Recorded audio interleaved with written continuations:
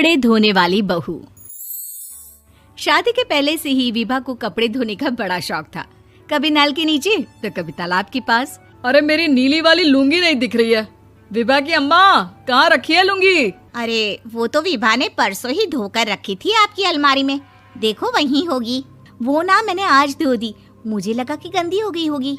अरे कैसे गंदी हो गई थी? उसे तो मैंने पहना भी नहीं। हे भगवान, इस लड़की के कपड़े धोने की आदत से परेशान हो गया हूँ मैं। जितना तो घर में राशन नहीं आता, उससे कहीं ज्यादा डिटर्जेंट पाउडर का खर्चा है। इसकी शादी करवा दो, शादी जाए अपने घर में ही करे काम, फिर चाहे घर के कपड़े धोने हो या पूरे गांव के।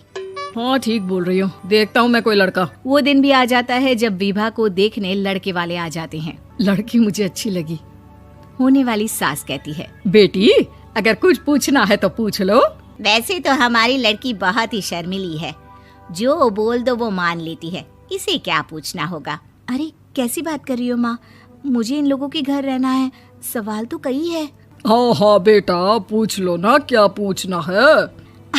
आप लोगों के घर कपड़े कौन धोता है? सास का मुंह बन जाता है।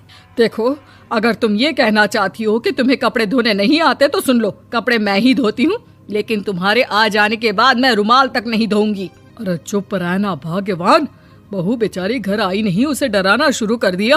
वो क्या है ना बिटिया, अभी तक तो ये कल्लू की माँ ही धोती थी, लेकिन अब तुम्हारे पापा तो दहेज में वॉशिंग मशीन देंगे ही।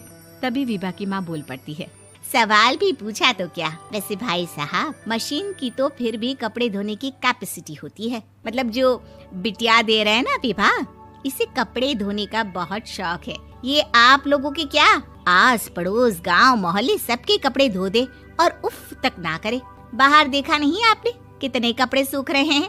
सब हमारी बिटिया ने ही तो धोए हैं। बस भी करो ना माँ, शर्म आ रही इतनी तारीफ सुनकर।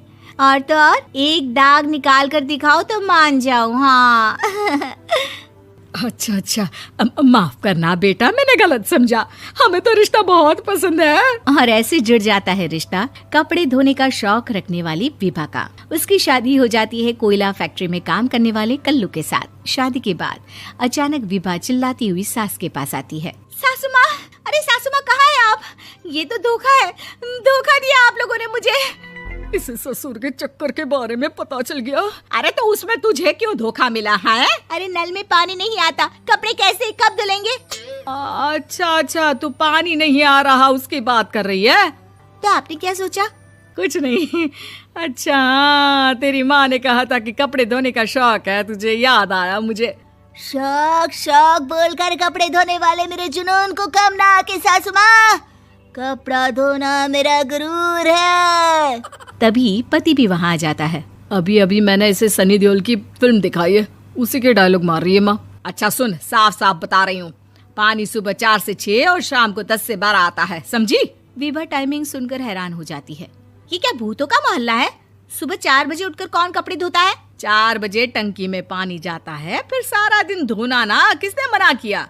अरे कैसी बात कर रही हैं? 200 लीटर की टंकी में कितने कपड़े धो लूंगी मैं? सुबह ही उठ जाऊंगी मैं। अब क्या था, विभा सुबह 4 से लेकर रात के 12 बजे तक कपड़े ही धोती रहती। एक रोज सास पड़ोस से निकलकर कहीं जा रही होती है कि साथ वाली कहती है, हाँ कल्लू की माँ, जरा ये बताओ कि 2 साड़ी है, 2 ब्लाउज और एक पेटीकोट और एक नाड़े वाला लंबा कच्छा।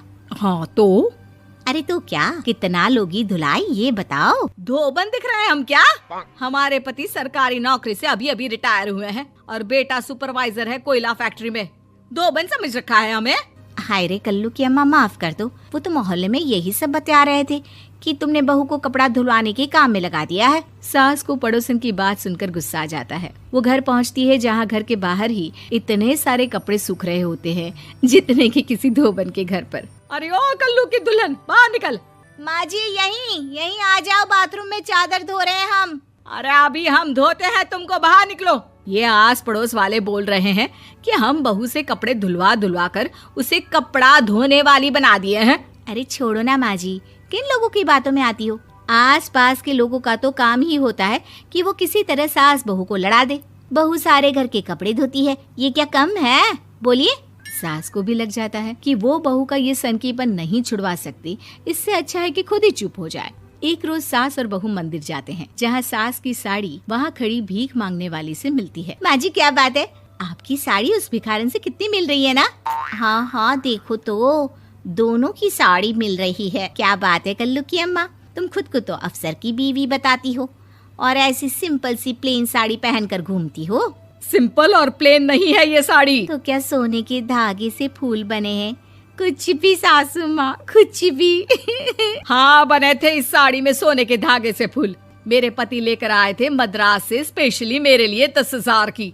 ताहे भाई साहब इस भिखारन के लिए भी सेम टू सेम साड़ी लेकर आए होंगे 10,000 की। सास उस वक्त कुछ नहीं कहती, लेकिन बहू के साथ घर आती है और अलमारी से एल्बम निकाल कर लाती है। ये साड़ी देख रही है, ये वही साड़ी है जिसे मैंने अभी पहना था। इस साड़ी में ये जो चमकदार फूल दिख रहे हैं ना, ये सोने के धागों से काढ़े गए हैं। लेकिन तू लोकल वॉशिंग मशीन ब्रश से घिस घिस कर सारे फूलों को निकाल कर साड़ी प्लेन कर दी। मुझे माफ कर दीजिए सासू माँ। और तो और, जब मैंने तुझे तेरी गलती के लिए कुछ नहीं कहा, लेकिन तूने तो सबके सामने मेरा मजाक ही बना दिया। क्यों? बहू को समझ में आ जाता है कि अब से उसका कपड़े धोना बंद।